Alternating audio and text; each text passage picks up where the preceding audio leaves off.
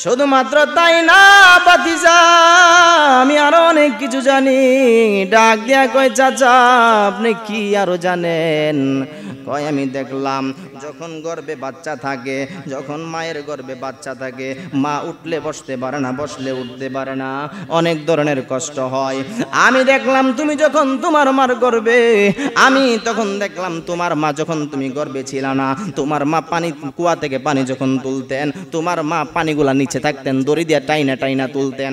যখন তুমি নবী রাহমাতুল লিল আলামিন ওই মার গর্ভে আসলা, আমি যখন দেখলাম তোমার মা যখন পানি কূপ থেকে আনতে যাইতেন, পানিগুলা দেখলাম কূপের মুখে উঠে থাকতো। সুবহানাল্লাহ বলুন। শুধুমাত্র তাই নয়, আমি আরো অনেক কিছু দেখেছি। ও চাচা আর কি দেখেছেন? আমি আরো দেখেছি যেটা আমি নিজের চোখকে দেখলাম তোমাকে সুবে সাদিকে যখন সূর্য উঠল, সূর্য ওঠার পরে যখন মাগরিব যখন আসলো, তখন তোমাকে বাহিরে নেওয়া হলো। বাহিরে নেওয়ার পরে দেখলাম ওই চাঁদ উদিত হলো, চাঁদ উঠলো, তখন দেখলাম তুমি হাত লাড়াও, পা লাড়াও।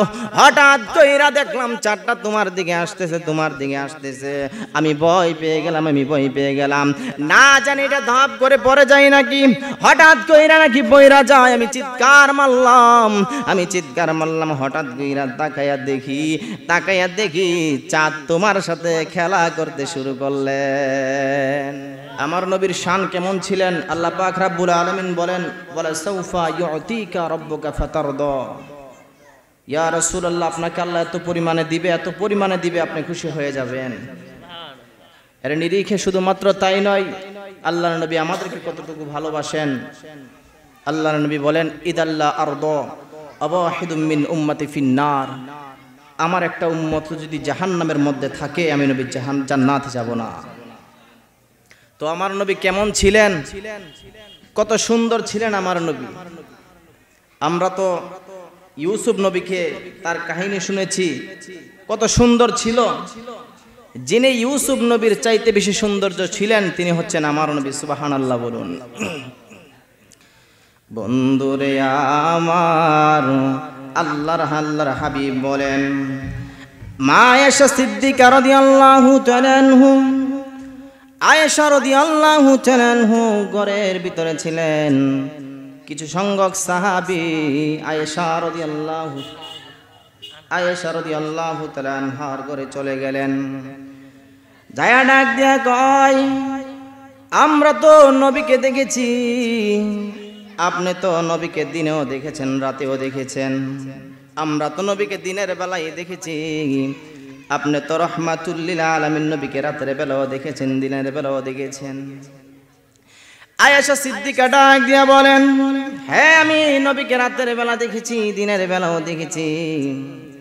আমি যখন দেখলাম, আমি পূর্ণিমার চাঁদের দিন যখন বাহিরে গেলাম, আমি একবার পূর্ণিমার চাঁদের দিকে তাকাই, একবার আমার নবীর চেহারা মুবারকের দিকে তাকাই, আমি একবার চাঁদের দিকে তাকাই, একবার রাসূল করিমের চেহারা মুবারকের দিকে তাকাই।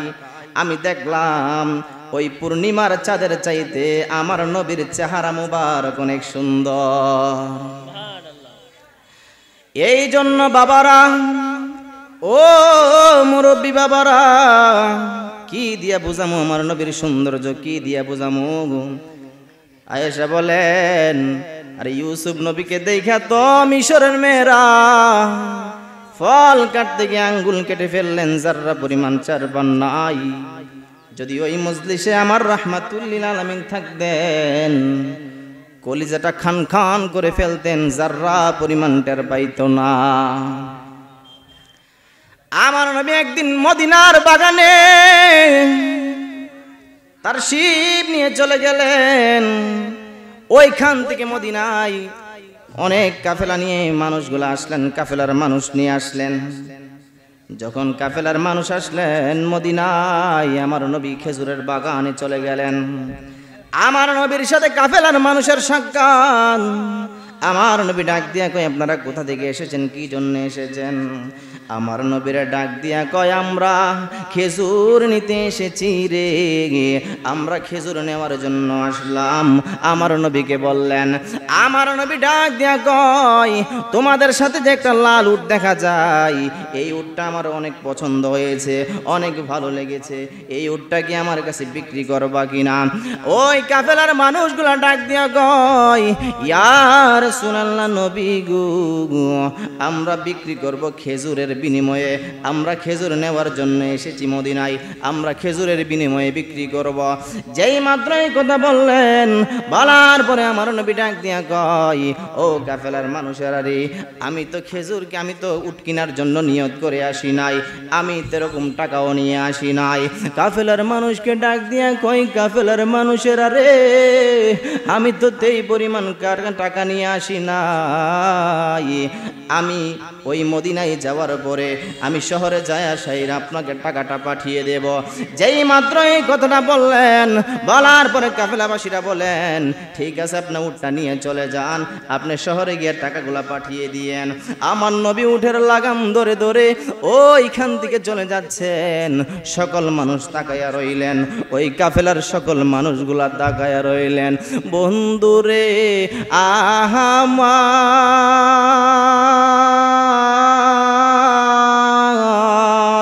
ও বারায়ের বাবা, আমার নবী চলে যাচ্ছে, আমার নবী চলে যাচ্ছে।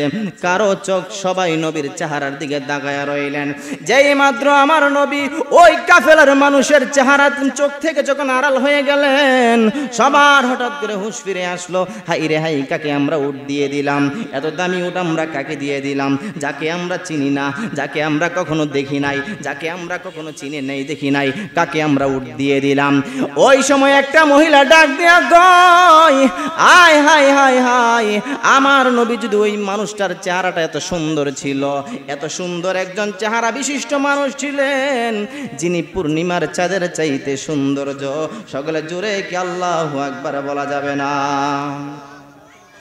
যদি সরকার মদিনা যদি না আসে, আমি দিব টাকা, আমি দেব, আমি আপনাদের মূল্য দিয়ে দেব। এত সুন্দর একজন ব্যক্তি, এত সুন্দর একজন চেহারা বিশিষ্ট, এত সুন্দর ছিলেন। আইরে আয়েশা সিদ্দিকা রাদিয়াল্লাহু তাআলা আনহা, যিনি সেলাই করছিলেন আমার নবীর লুঙ্গি মুবারক, সেলাই করার সময় হঠাৎ করে হাত থেকে সুইটা পড়ে গেলেন। পরে যাওয়ার পর আর অন্ধকার হয়ে গেলেন। এই মুহূর্তে আমার নবী মাগরিবের নামাজ পড়ে ঘরে আসলেন। যেই মাত্র ঘরে আসলেন, আমার নবীর নুরানিয়াতের কারণে এত আলো এই ঘরের ভিতরে পড়ল, সারাটা ঘর নূরে আলোকিত হয়ে গেল। জোরে সুরে বলুন না আল্লাহু আকবার। হাই হাই, আমার নবী কেমন ছিলেন! আমেনা রাদিয়াল্লাহু তাআলা আনহা, আব্দুল মুত্তালিব যখন নবী করিম সাল্লাল্লাহু আলাইহি সাল্লাম মা আমেনার পেটে আসলেন, তো আব্দুল্লাহ তো মারা গেলেন। পেটে যখন আসলেন, ছোটবেলায় পেটে থাকা অবস্থায় তার বাবা তো মারা গেল, রাসূল করিমের বাবা মারা গেল। মারা যাওয়ার পরে একদিন আব্দুল মুত্তালিবের কাছে এলাকার অনেক মানুষ বিচার দিলেন। তা আমিনা রাদিয়াল্লাহু তাআলা আনহা, ওনার তো স্বামী মারা গেল, মারা যাওয়ার পরেও তিনি এত সুন্দর সুগন্ধি, এত সুন্দর আতর তিনি ব্যবহার করে, এটা কিন্তু ঠিক না। বিধবা মহিলাদের জন্য এইটা কিন্তু ঠিক না। এই কথা যখন বললেন, বলার পরে আব্দুল মুত্তালিব আমিনা রাদিয়াল্লাহু তাআলা আনহার কাছে চলে গেল, যে বৌমা, মানুষ তো অনেক ধরনের কথা বলতেছে যে তুমি স্বামী মারা যাওয়ার পরেও তুমি বিভিন্ন ধরনের আতর, পারফিউম তুমি ব্যবহার করো, মানুষ তো এগুলা বলতেছে। তখন আমিনা বলেন, শ্বশুর আব্বা আমি কি করব? আর আমি করবটা কি? যেদিন থেকে নবী রাহমাতুল লিল আলামিন আমার পেটে আসলেন, সেদিন থেকে গোটা শরীর থেকে আমার খুশবু বের হতে লাগলো। সুবহানাল্লাহ বলুন। আমার নবী এমন ছিলেন। আবু তালিব নবীর চাচা, নবীকে আয়েশা বলেন, বাতিজা আমি তোমার ব্যাপারে অনেক কিছু জানি, অনেক কিছু আমি জানি তোমার ব্যাপারে। কয় চাচা কি জানেন? কয় বাতিজা রে, আমি তোমার ব্যাপারে অনেক কিছু জানি। ডাক দিয়া কই চাচা কি আপনি জানেন? আমি দেখলাম দুনিয়াতে যখন বাচ্চা জন্মগ্রহণ করে, দুনিয়াতে যখন বাচ্চাটা জন্মগ্রহণ করে তখন সে কান্নাকাটি করে। অনেক ধরনের দুনিয়াতে আসার পরে তাকে খতনা করাতে হয়। ও বাতিজা, আমি দেখলাম তোমাকে জানি কে মায়ের পেট থেকে খতনা করিয়ে বের করেছে। সুবহানাল্লাহ বলুন। শুধুমাত্র তাই না বাতিজা, আমি আরো অনেক কিছু জানি। ডাক দিয়া কয় চাচা আপনি কি আরো জানেন? কয় আমি দেখলাম যখন গর্ভে বাচ্চা থাকে, যখন মায়ের গর্ভে বাচ্চা থাকে, মা উঠলে বসতে পারে না, বসলে উঠতে পারে না, অনেক ধরনের কষ্ট হয়। আমি দেখলাম তুমি যখন তোমার মার গর্ভে, আমি তখন দেখলাম তোমার মা যখন তুমি গর্ভে ছিল না, তোমার মা পানি কুয়া থেকে পানি যখন তুলতেন, তোমার মা পানিগুলা নিচে থাকতেন, দড়ি দিয়ে টাইনা টাইনা তুলতেন। যখন তুমি নবী রাহমাতুল লিল আলামিন ওই মার গর্ভে আসলা, আমি যখন দেখলাম তোমার মা যখন পানি কূপ থেকে আনতে যাইতেন, পানিগুলা দেখলাম কূপের মুখে উঠে থাকতো। সুবহানাল্লাহ বলুন। শুধুমাত্র তাই নয়, আমি আরো অনেক কিছু দেখেছি। ও চাচা কি দেখেছেন? আমি আরো দেখেছি, যেটা আমি নিজের চোখকে দেখলাম তোমাকে সুবে সাদিকে যখন সূর্য উঠল, সূর্য ওঠার পরে যখন মাগরিব যখন আসলো, তখন তোমাকে বাহিরে নেওয়া হলো।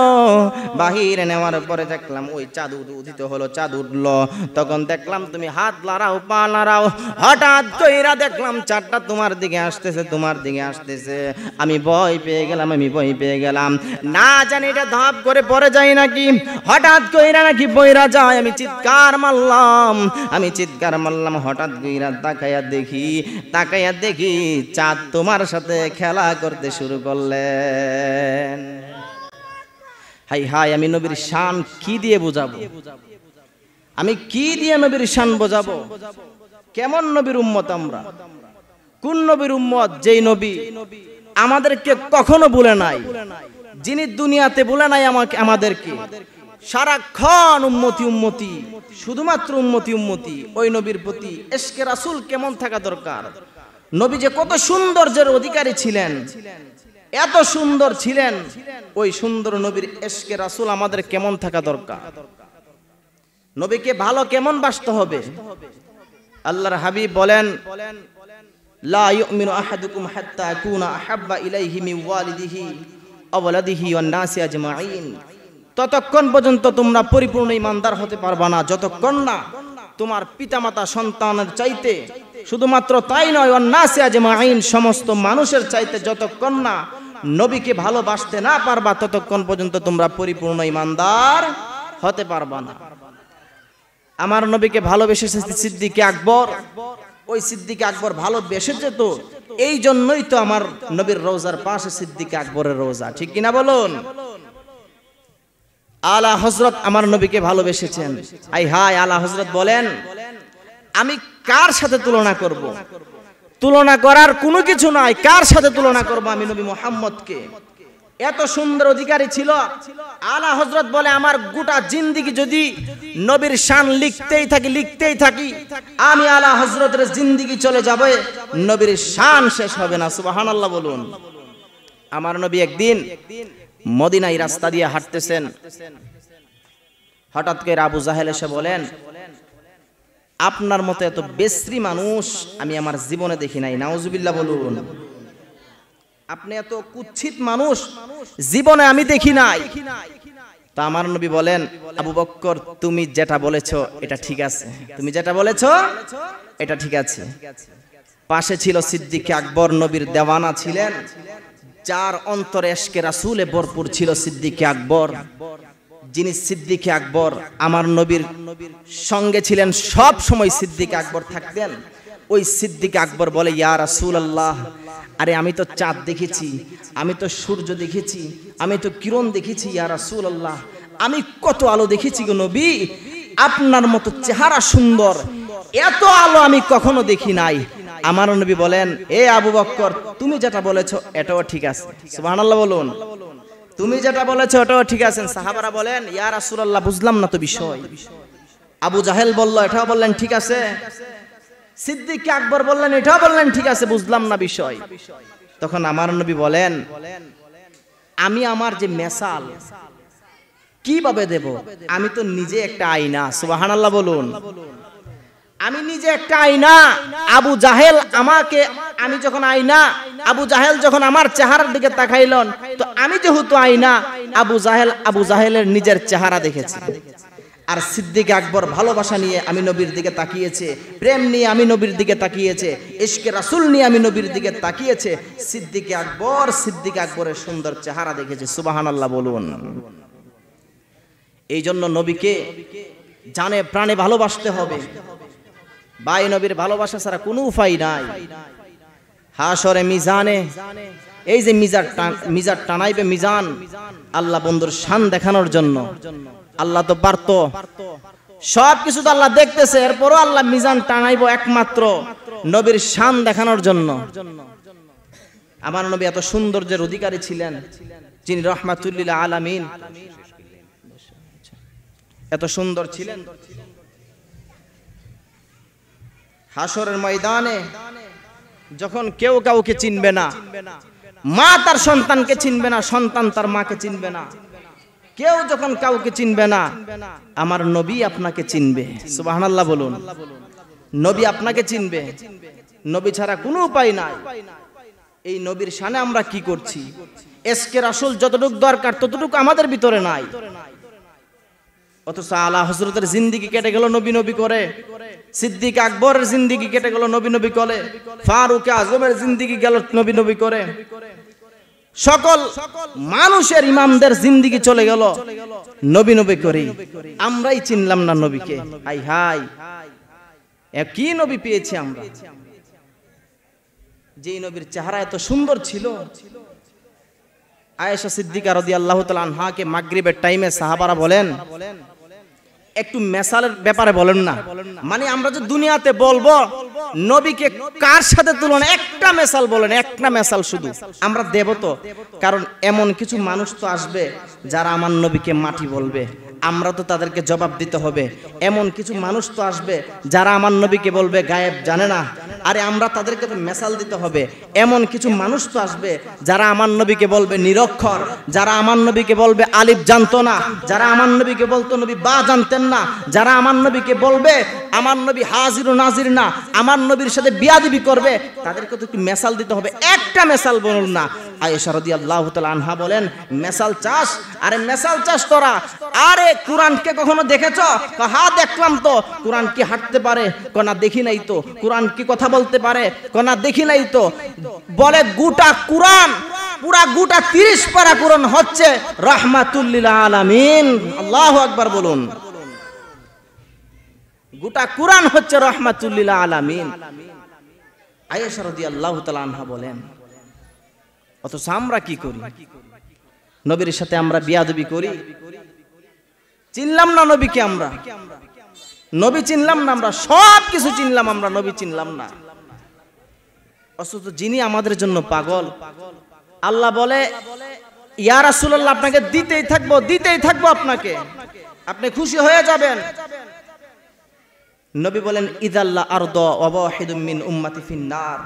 আল্লাহ আমার একটা উম্মত যদি জাহান্নামে থাকে, আল্লাহ আমি নবী জান্নাতে যাব না। সুবহানাল্লাহ বলুন। এই জন্য সময় অনেক অল্প, সবগুলা কথা বলতে পারি নাই সময়ের কারণে। আল্লাহ পাক রাব্বুল আলামিন আমার নবীর আখলাকিয়াত কেমন ছিলেন, আমার নবীর সৌন্দর্য কেমন ছিলেন, আমার নবীর ইশকে রাসূল কেমন থাকা জরুরি, আলা হযরত থেকে শিখতে হবে, সিদ্দিক আকবর থেকে শিখতে হবে। তো আল্লাহ পাক রাব্বুল আলামিন নবীকে যেন আমরা জানে প্রাণে ভালোবাসতে পারি, সেই তৌফিক যেন আল্লাহ দেয়। সকলে বলুন আমিন। ওয়া আখিরি দাওয়ানা আনিল হামদুলিল্লাহি রাব্বিল আলামিন। আসসালামু আলাইকুম ওয়া রাহমাতুল্লাহ।